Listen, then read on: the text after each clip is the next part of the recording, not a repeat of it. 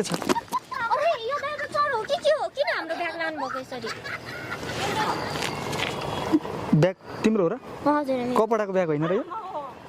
कपडाको त कपडाकै हो तर मैले किनेको हो नि त यो ब्याग कतिमा किन्यो र 1000 रुपैयाँ 1000 रुपैयाँ हो। मलाई 500 देऊ म बेच्छु तिमीलाई हुँदैन 500 देऊ अनि बेचिहाल्छु नि हेर एउटा बाइन त अहिलेसम्म मैले तिमीलाई छोएको छैन मैले जे छोएँ नि त्यो मेरो हुन्छ फेरि मैले तिमीलाई छोएँ भने तिमी मेरो हुन्छौ मैले यति कुरा याद गर है फेरि हस् हजुरलाई छुन्न नछिकन हाम्रो ब्याग दिनुहोस् त्यही पनि मलाई तिमी मन परे होइन ऊ मन परे है फेरि यति कुरा याद गर तिमी मलाई मनै परे होइन मलाई ऊ मन परेको हो कि तिमी मनै परे होइन मलाई तिमी किन प्यार प्यार बिचमा बोल्ला भने लानु नि त यो मेरो ब्याग चाहिँ मलाई ल हिँड नि त उसलाई कन्भिन्स गर नि त मसँग जानलाई रेडी बनाऊ नि त हजुर जानुहोस् ल उसँग मेरो ब्याग लगेर जान्छु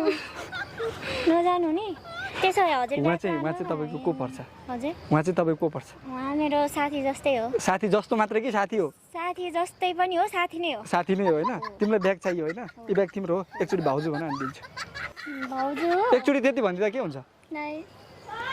तिम्रो साथीको ब्याग चाहिँदैन मेरै ब्याग हो हो ल भाउजू भन अनि दिन्छु न उसलाई कन्भिन्स गराउ न भाउजू भन एकचोटि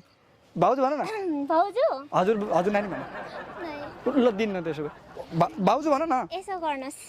ब्याग हजुरले लानुहोस् त्यो भित्र हाम्रो सबै पैसा ए सामान तिमीलाई चाहियो नि त हुन्छ म एकछिन उता गरेर लिएर दिन्छु ल होइन नि